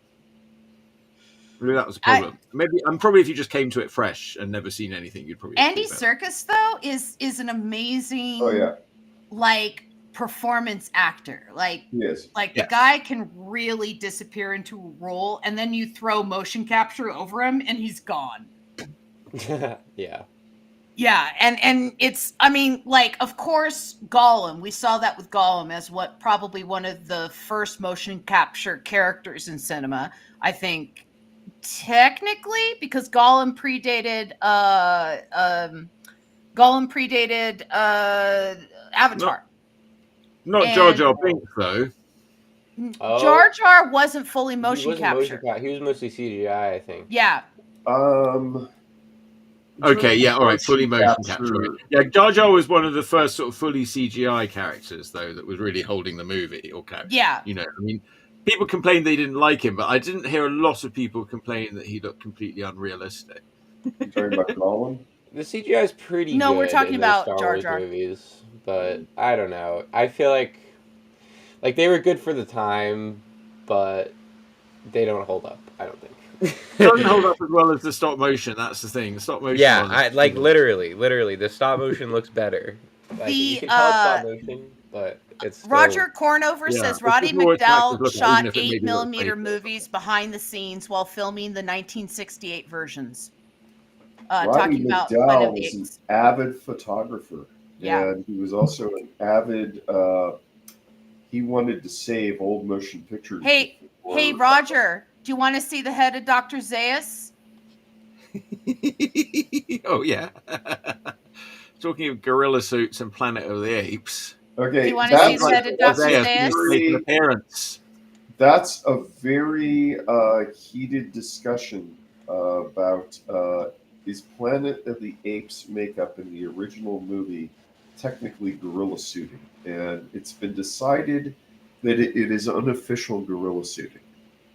The Planet of the Apes unofficial movies? Yeah, it's loved. We all respect it, but it's technically not. You know, it's actually a really funny. You don't want to see Planet of the head movie. of Dr. Zaius? Really? Yeah, no, we absolutely want to see the head of Dr. Zaius. Okay. Yeah, let me distract you. Okay, because I'm not going to bring him out because that requires getting up. But I will drag my pictures. You have to go and unlock it from the safe. It's in the top of the closet. It's in the top of the closet, but I'll bring out my pictures. Dr. Zaius next to the truth rope. Dr. Zaius is in the closet. You have it in the closet next to your rope of truth. This is the head of Dr. Zaius. I own this. I own this, Roger. Oh, and wow. And I found out from talking to the Museum of History of Motion Pictures that the cast of this is not Roddy McDowell, but Edward G. Robinson. Yes. And so that's it was why Maurice Evans in the movie in the end. That Yeah. was from the makeup test that they This is shot the to show. No, that they no. couldn't- This isn't for the show. This is the makeup. This is the prototype for the movies. Right, which is Yeah. they shot they shot one scene with Charlton Heston and Edward G. Robinson and a couple of other actors who I forget, to show that it was possible to make ape makeup that wasn't laughable. And you can find Yes. that clip online. Yes, but this was the prototype for that little bit, so Yes. that they could show the producer to get even the approval for that little test. And the interesting thing about that test was that was still using scripts where it was closer to the book, and it was set in a more 20th century, less post-apocalyptic ape civilization. Yeah. Okay. Yeah. So You this see, is the book- this is the head of Dr. Zaius. The book, Okay. the book actually, you're not on Earth after a nuclear war. You're just on another planet. Well, I do love the original Planet of the Apes. It is just like I mean, it's just like that. It's the sort of it's like to me that's the Twilight Zone movie, really. I mean, it was And like see, Well, it's soft what's foam his on the name? inside. It's not plaster. okay. It's still latex foam, and it's still in good All right. shape. I thought in the actual movie though, Oh, like because that looks this is- that seems like a whole mask, right? In the movie, I thought that they used more of an applied makeup face, which is what Dale's talking about. In the But that's just it. Is they did do an applied makeup face. This is the prototype to show Yeah. what the finished makeup would look Yeah, like. no, yeah, right. And this right here, this is a cast of Jimmy Durante's nose. And so I have a cast of Jimmy Durante's nose too. And I've had a couple of makeup people who want to get a cast of it so that they can sell like big bulbous noses. You know, but that's Jimmy Durante's nose. So I love that one. Yeah, some people have the life mask. Some people Wow. have the body. You've got Jimmy Durante's nose. I have Jimmy Durante's nose, and I have the head of Dr. Zaius. Yes. While I'm gonna put yours in the main screen. While Planet of the Apes was mostly actors under appliances, some of the background actors were actually in masks. Where I got it, Roger, was from John Chambers, the guy who created the original makeup. He was a friend of my father's, and John never had any children. And when he retired to the Hollywood Legends home, and he, downsized his stuff, he gave away a lot of stuff. And so that included the head of Dr. Zaius and Jimmy Durante's nose to my father. And when my father passed away about 3 years ago, I was bequeathed those items. And so, because I always appreciated them, and always was like, oh my gosh, that's the head of Dr. Zaius. Oh, hi, Ollie. How are you doing today? That's one of my buddies. Oh, good. Yeah. Yeah, and so that's where I got those items from. And again, Wait, are they calling this programs as in Tron? but I'm doing pretty good. I think Chuck is doing good. Chuck and Dale are going to go to Comic-Con tomorrow. East Bay Comic Con in Concord. East Bay There's Comic-Con. a little airport in Concord, so if you've got your private jet, you can fly right in there. And then I have on Tuesday Daniel Scott Gabriel Murray coming to my Philo, which is a card artist for Topps and DC and Marvel, and has done covers and all kinds of things. Glitch is my sister from another mister. I adore her. Yeah. Ali currently, I want to say, is in the Middle East and is visiting family over there. And so it must be very late right now. It is a Tron reference. So yes, greeting programs. Yes. I like being a program. I did like Tron a lot. I didn't see it when it came out. I was years before I finally saw it, and then when I saw it, I was like, "Oh, it was really great. Why didn't I see that before?" Well, there's very little computer effects in Tron. It's mostly Yeah, the they had the all MCT the though. glowing, all the glowing that and was stuff on the hand-painted. outfits. That's all hand painted by Industrial Light and Magic artists. Yes, yeah, it Yeah. was interesting. I watched a little documentary on it on YouTube about, they were sort of little animating company, and they'd sort of developed some effects that they were sort of using in advertisements, but it looked so cool. But they sort of mixed it. But they did use. There was some sort of early with CGI. They were doing what they could do, and it got a really unique look. Mm-hmm. The movie that really brought fans to CGI was The Last Starfighter, which, if I remember right, bankrupted the studio that made it. I love That was another good one I didn't see for ages. Yeah, I love the fact that I think it's Escape from New York when they're Yes, it's in the the beginning computer with the shot map. over the city. That was that I forget what the model was originally built for, but it was built for a totally different movie. And what they did is they put reflective tape on all the edges, and then they just went in with low light and like basically like a flashlight, so it'd reflect the light back, and then a green filter over the lens, and that was the computer shot of the city. Like, I don't remember what the model was built for, but it was a model of New York that was built for something else. I think it was a shot going in for like Hello Dolly. Was it? I think it was. It's not a movie that you would expect. But we watched it recently. Did you watch it with us, Sam? Was he still here? I'm here. Yeah. Okay. Yeah. Didn't we watch Escape from New York the other day? Escape from New York with Kurt Russell as Snake Plissken? No, I didn't watch that with you. Oh, I must have just watched it with Tina. Yeah. So Roger says, yes, I loved also The Last Starfighter. And Elise says they had a Tron thing in Disneyland. And did I tell you my grandmother had green eyes and was 6 foot tall? No. That sounds like an impressive figure when they entered the room. Yeah. What planet was she from? Yeah.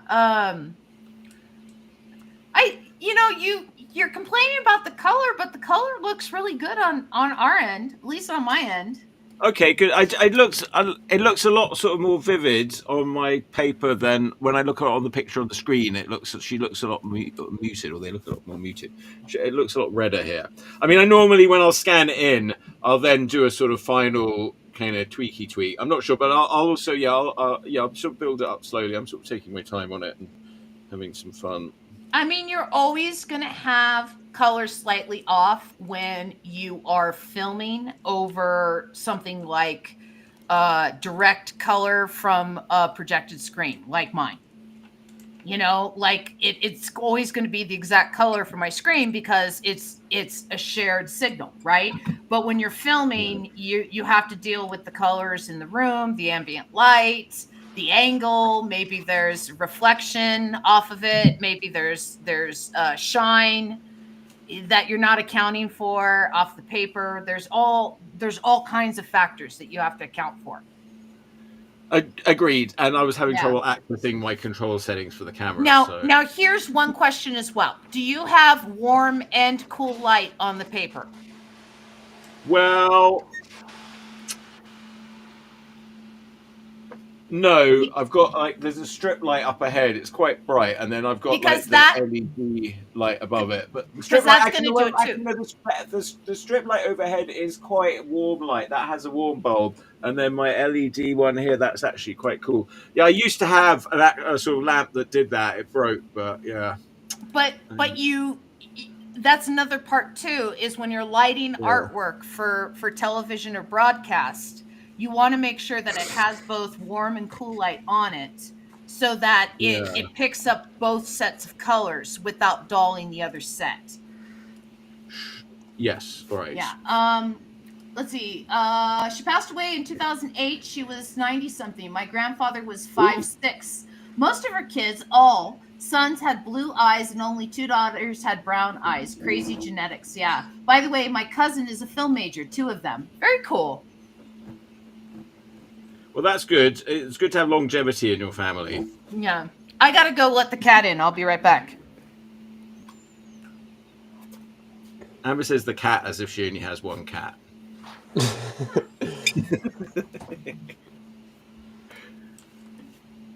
Well, there we go. You have like 4 cats, don't you, Amber? Wait, she can't hear me yet. You have 4 cats, right, Amber? Yes, I have 4. Yes. Tina wants to get a new cat or a pet. I don't know. I'm a little resistant, to be honest. Yes. Well, it's been a whiskey-free household for several months, and she misses the companionship. Yeah. I don't miss responsibility about pet ownership. You know, the cool thing about a cat is they're pretty independent, but they do like to snuggle.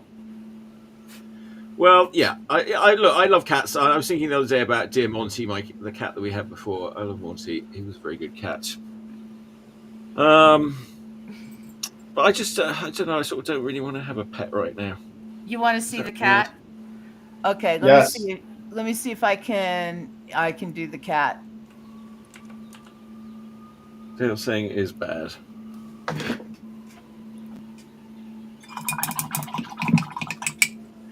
What I need is like a sort of white pencil or something. Here. I have one of those.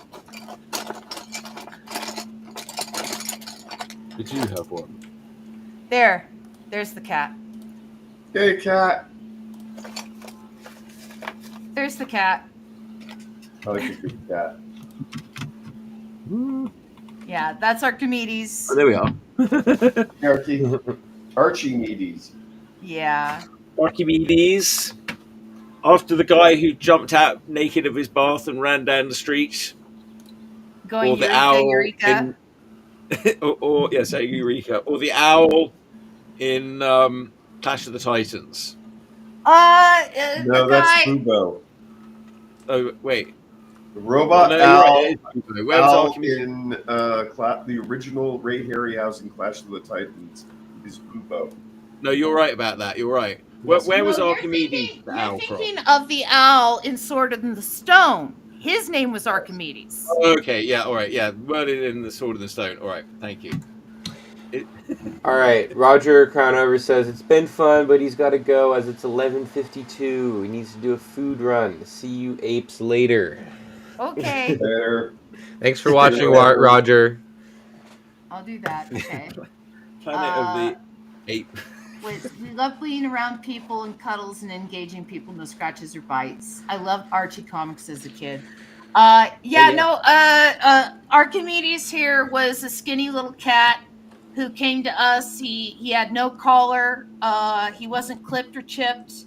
And, you know, he was screaming for food and hanging out with our cats and coming over every day. And we thought he was a stray. And so we took him in and clipped, chipped, and collared him. And he fattened up. And 6 months later, he's hanging out outside. And a woman comes up and says, "Hey, I think this is my cat."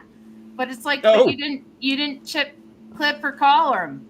And he was coming around and he was acting like he was starving and like, you know, he was really skinny and we thought he was a stray. And okay, well, we chipped, clipped, and collared him. You can pay us all of our vet bills that we've spent on the cat in this time. Oh no, I don't want to do that. Well, then it's our cat. Doesn't sound like you cared that much about this cat. Yeah.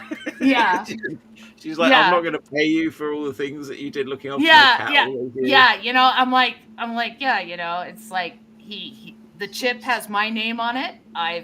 The collar. You know, when I let him outside, he comes here. You know, like he's my cat.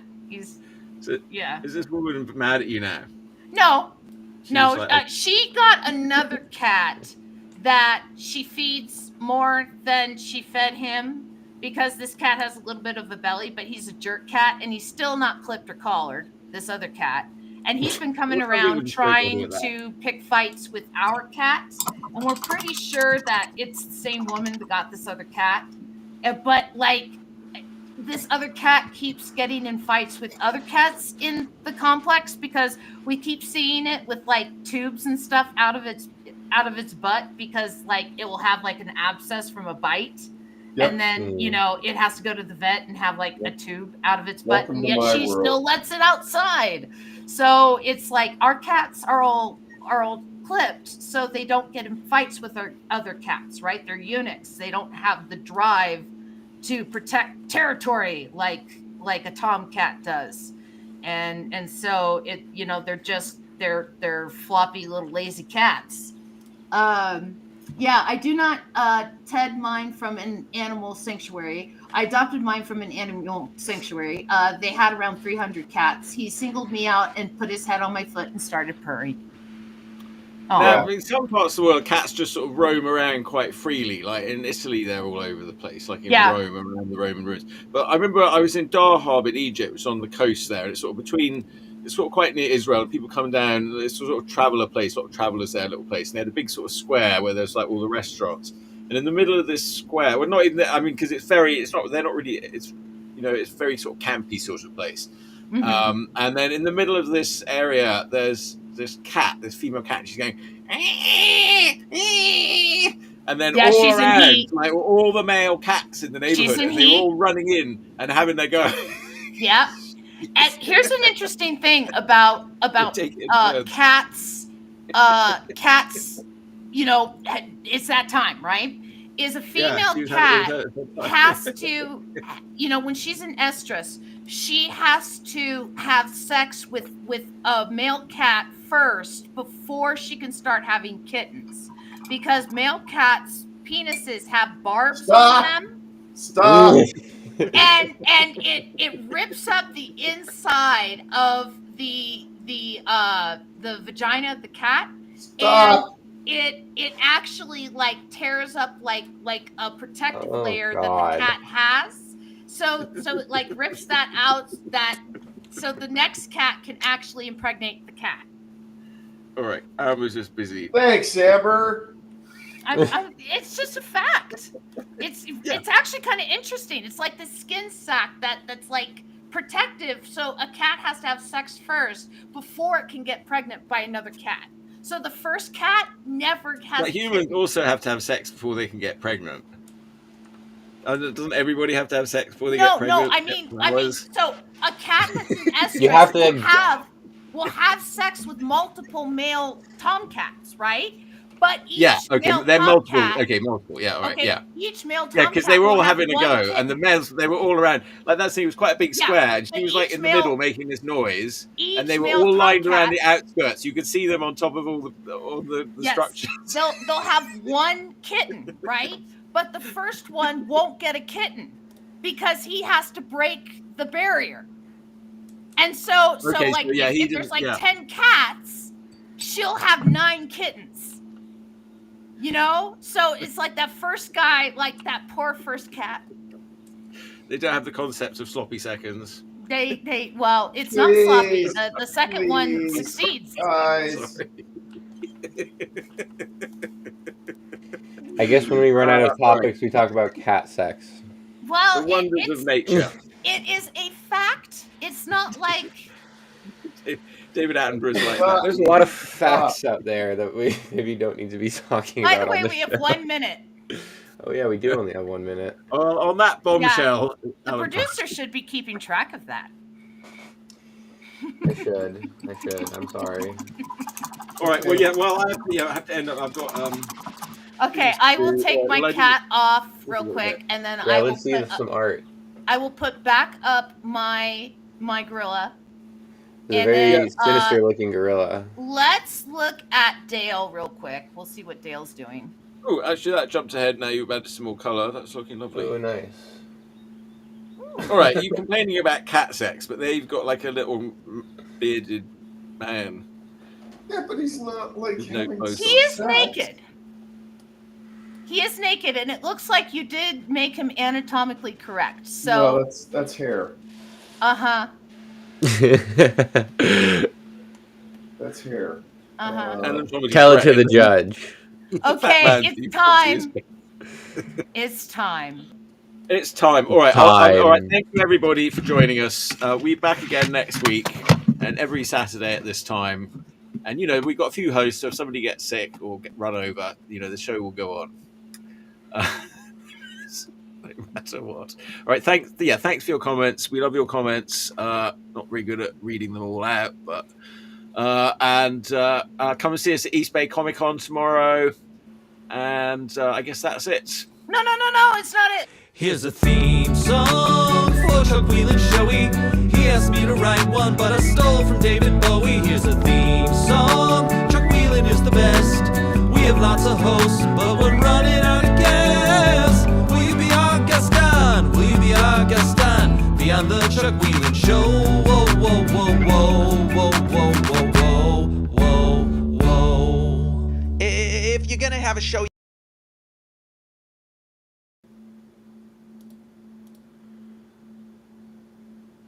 Yeah. Watch Philo on Tuesday.